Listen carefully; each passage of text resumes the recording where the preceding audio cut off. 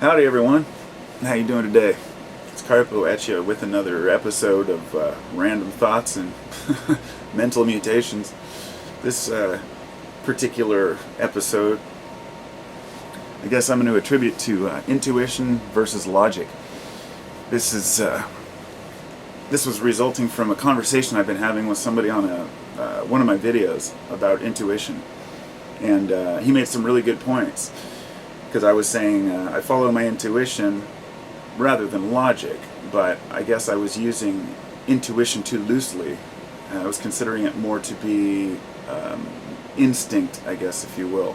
But even then we get trapped with these, semantics about words and what they really mean. So in the end, I went and did a little bit of deeper searching about intuition, so I could see if in fact I was, misunderstanding intuition, and I was. So I'm here to correct that, I guess, and to try to explain a few of the points on intuition and logic. Now, logic is derived from both of them are learned, and I guess this is what the debate was about. The guy was saying that intuition is learned through our experiences, and I said no, intuition is something that's just felt. But we were both right. Intuition is felt through the learning of experiences. So intuition tells you to do something or not to do something, and the problem that people have is trying to separate intuition from our projections. For example, if you have the intuition that a good example they used was so-and-so get together, a couple, male and female couple, and whatever, it could be male, doesn't matter. Bob and Jane get together, and Bob has this feeling that after a few months she's going to get tired of him and break up with him. So when the time nears to where he's about to get to that 3-month point, he starts to act strange because he suspects she's going to dump him. She notices his strangeness and thinks that he's, maybe not suitable as a partner, so she ends up breaking up with him, confirming his intuition. Yet it was his own projections that were put upon it that made it happen, his own expectations of what would happen. There's projections, and then there's also our beliefs about certain things. We have an intuition about something according to what we believe or what we've been taught. So to a degree, intuition has to be something that's just felt, but we have to separate it from what we've learned and say, is this something... The problem is that when you start thinking about it, it's no longer intuition. Intuition is something we act upon instantly. So, let me grab my coffee here. Logic is something that doesn't always provide the right answer. Logic tells us certain things are true, but often we find that that's not true, that things just don't fit a logical model.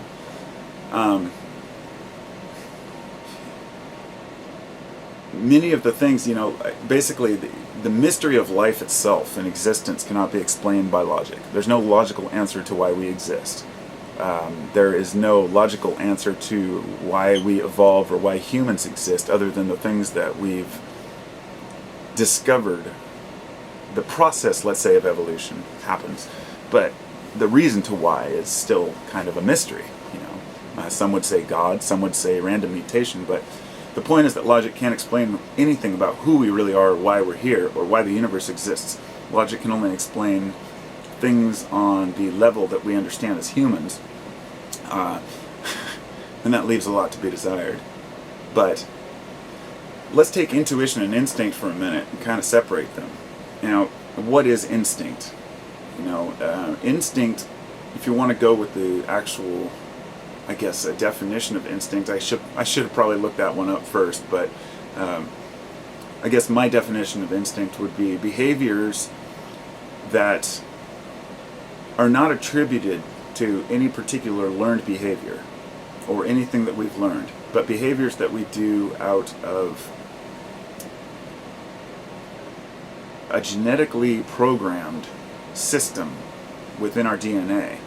It's believed that our DNA contains certain behaviors, that the behavior like when a bird reaches up to go for food when it's born, or certain animals are born and they have these behaviors that they do right away, and certain things that are just inherent, the instinct to sing or whatnot. These aren't always learned behaviors, and with humans it's much more complicated to know what's learned, because we teach ourselves so much stuff. But I guess the point of this is that I've been following my intuition for some time now, and it's difficult to distinguish it between the actual intuition and a hope or dream or a thought, separating what I think might happen from, I guess, what I believe might happen. It's kind of hard to explain. I guess, to put it simply, it would be like this. A person could go through and logically try to understand everything that happens and try to make a decision that is well thought out for everything that happens in their life. If you try to do this, if you try to think a decision, every decision you make too much, you end up very confused. You'll end up overthinking everything. But if you just go with your just instant intuition, sometimes you'll get yourself screwed too, if you're not prepared. And this is kind of where I'm trying to go with this, that a properly honed intuition will seldom lead you to a bad place. But if you are just using your intuition based on many false pretenses, or false beliefs, or a bad education about a subject, and you're using intuition to understand something that hasn't been, well thought out, then you can get yourself in trouble. We've all done it.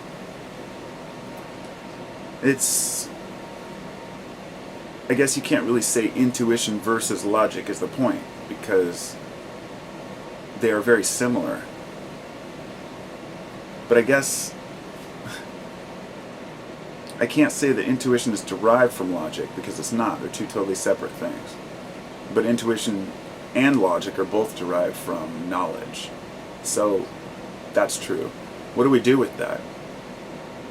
When people talk about following their instincts, or just, I just feel it in my heart.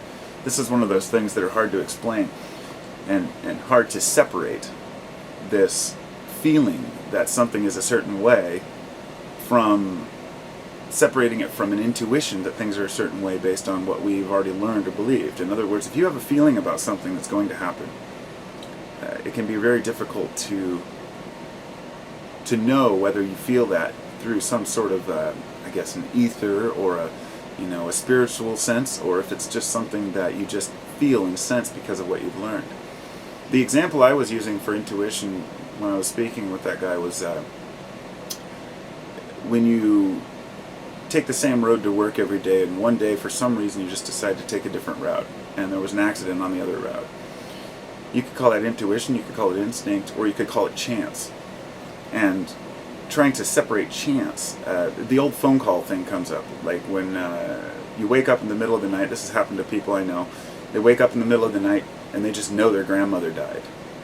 And then they either receive a call or make a call and find out that it was confirmed that they died at the time. I mean, I was with a friend of mine when this happened, and she was just, she couldn't believe it, And so do you chalk that up to chance?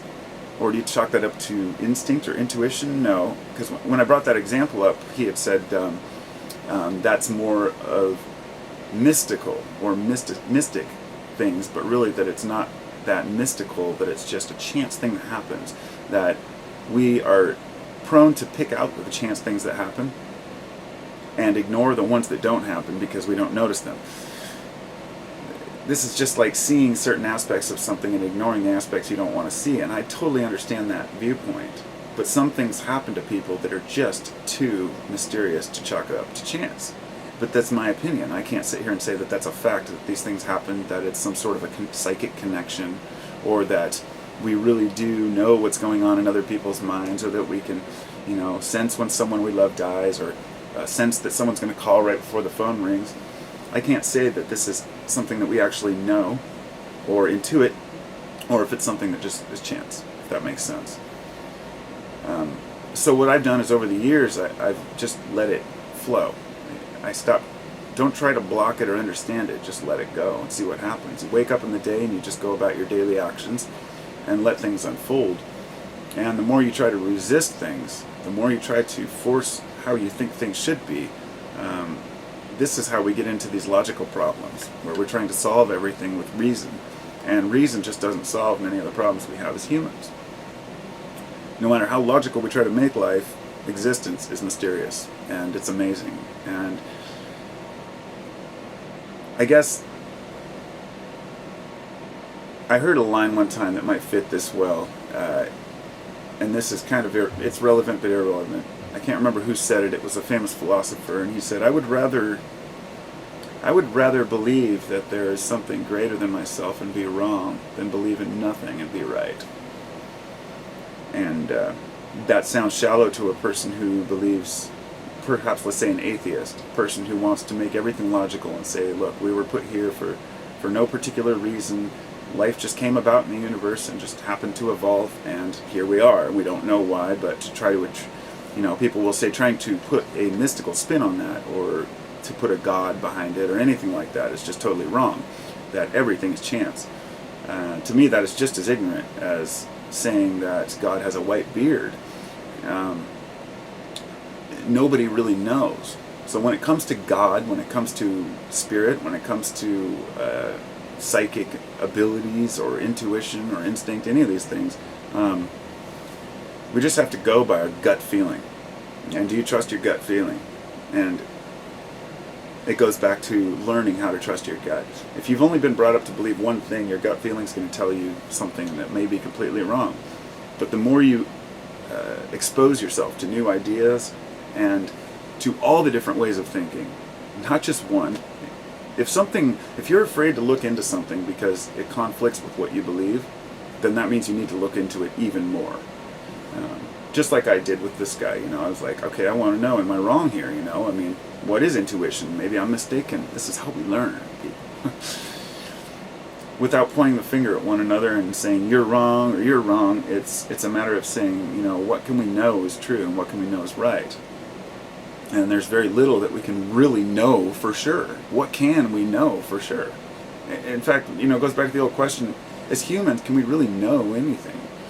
We can learn as much as we want, but until we agree with the consensus reality, then it's just a constant argument. So it comes down to accepting that one person is going to live through logical standards, another person is going to live through intuitive standards. One person is going to live through completely spiritual standards, which have no bearing whatsoever on their life. Others are going to create a spiritual essence through their experiences of life.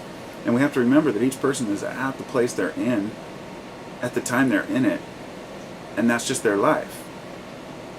That's what they're doing. That's what they're all about. This is my way of saying that in the past I'd pointed the finger at Christians and said, you're an idiot, how can you believe this? You'll learn one day. But I realized it's okay. People are going to believe what they want to believe. It's nobody's right to tell them not to, so long as the individual is doing no harm to anyone. So there may be a spiritual mystic that seems like a complete idiot to someone who's very logical, and there may be a person who's super logical who just seems like they're wasting their life away to somebody who's very, say, spiritual. But both of these people come together to create this society, that there are different components to it, that you might want to call them checks and balances. Okay, you take the atheist and the Christian, those are the checks and balances. I'm going to say that I believe in this even though I have absolutely no evidence whatsoever that any of my religion is right other than this book. And this other person is going to say, well, my history books tell me that, humans evolved this way and this way. And that, this atheist who's arguing with the Christian obviously hasn't done all the historical, research on DNA and evolution. It's just that we hear things through science and say, okay, well, this is what science tells us, so the Christians are wrong. But very few of these people have actually looked at all the science, just like very few of the Christians have actually looked at all the evidence, read every single passage, and really asked themselves what it means. I'm sorry to bring in religion to this, but I'm trying to give the extreme examples. Until we come together and have a rational discussion about what these things really mean, we'll continue to argue about them. So I think it's a matter of just accepting each other's viewpoints and taking what we can from it to learn. But ultimately, looking at the other person that you're having a discussion with, that you may be arguing or debating with, and if they're telling you that something is true, or that their way of life is better, or that what they believe is more true, look at them and ask yourself, do they seem happy? That may seem a little shallow, but if a person's happy, then maybe the path that they're taking is a good one. you know, and it's something to be considered. If they're constantly bombarding you and telling you you're wrong, and they seem like they're angry people, then it says a lot about the person. So that's my rant for the day. I hope you all have a wonderful afternoon, morning, whatever. Talk to you all.